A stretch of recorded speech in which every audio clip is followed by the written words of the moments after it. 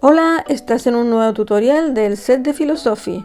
Este tutorial está dedicado al tema de la ciencia. Analizaremos sus orígenes, sus características, cómo se clasifican, qué métodos de investigación utilizan o si tiene límites el conocimiento científico. Comenzaremos por explicar los orígenes de la ciencia. Tienes que saber que están en el siglo VI a.C. en Grecia, puesto que la ciencia y la filosofía en sus comienzos eran lo mismo, eran disciplinas que no se distinguían la una de la otra y surgieron como una actitud de observación crítica, una actitud curiosa frente a la realidad y el convencimiento de que se podía explicar mediante leyes matemáticas, principios racionales, y en definitiva considerar que el comportamiento de la naturaleza era comprensible para la razón humana. Pero llegó la Edad Moderna y la ciencia se independizó de la filosofía, empezó a desarrollar sus propios métodos de investigación, de trabajo, y se produjo lo que se conoce como la revolución científica. Esto cambió la visión del ser humano, la visión que tenía acerca del universo, y se debió a la labor, el trabajo de autores como Kepler, Copérnico, Galileo o Newton. Galileo es considerado el primer científico moderno porque estableció las características que diferencian la ciencia de cualquier otro saber, incluida la filosofía. Estas características son, por un lado, la experimentación y por otro, la matematización. Algunos de sus experimentos no se podían observar en la vida cotidiana, entonces se le ocurrió recrearlos en una situación ideal que estuviera libre de perturbaciones para concentrarse en el fenómeno que quería estudiar. Así fue el primero también en crear artilugios como el telescopio para realizar sus estudios. A diferencia de investigadores que les precedieron y que consideraban que la naturaleza se comportaba según cualidades ocultas, para Galileo el lenguaje de la naturaleza se expresaba en términos matemáticos y por eso las matemáticas, esta ciencia, pues son esenciales en sus investigaciones.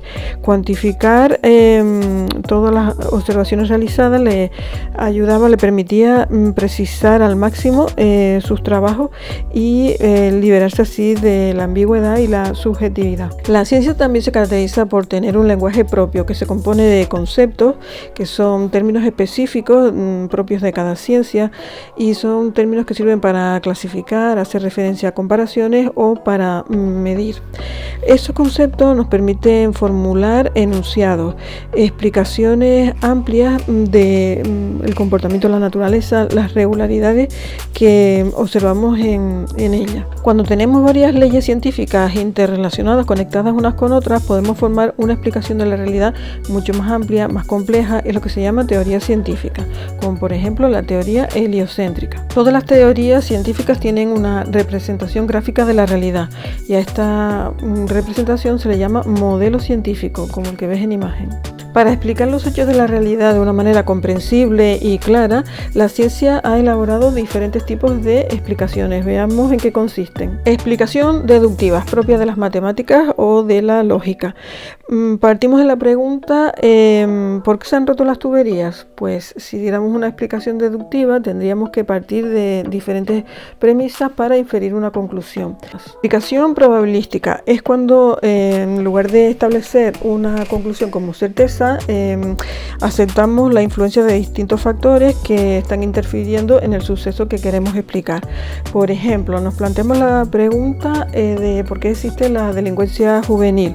Pues entre los factores que probablemente motivarían este hecho estaría una desestructuración familiar, problemas económicos, trastorno de personalidad, entre otros. Este tipo de explicación, la probabilística, es típica de las ciencias humanas, como por ejemplo la psicología, la sociología. Explicación teleológica es cuando explicamos un hecho, un suceso, teniendo en cuenta la finalidad, el fin que persigue. Por ejemplo, nos planteamos la pregunta siguiente: ¿por qué existe la religión anglicana? Pues si analizamos esta cuestión desde un punto de vista teleológico, tendríamos que confirmar o asegurar que el rey Enrique VIII, como no conseguía descendencia de la esposa que tenía y la Iglesia de Roma, la Iglesia Católica, no le concedía el divorcio, directamente se desvinculó del catolicismo y fundó su propia religión, para garantizar así el poderse casar con otra mujer que le diera un heredero a la corona. Y llegamos a la explicación genética. Al contrario que la teleológica, que se pregunta el para qué finalidad tiene algo, la explicación genética es aquella explicación que nos da la ciencia y que nos aclara cuál es el origen, cuál es la causa, el inicio de un hecho, de un suceso o de un fenómeno que queremos entender.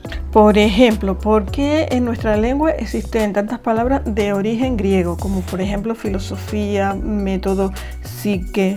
Bueno, pues la explicación sería la convivencia con la cultura griega que colonizó gran parte del mundo civilizado antiguo, casi todo el Mediterráneo, incluida la península ibérica. Igual que las explicaciones, las ciencias también se pueden clasificar. Por un lado estarían las ciencias formales. Estas se caracterizan porque no se basan en la observación, sino en analizar la coherencia interna de un enunciado o de una proposición.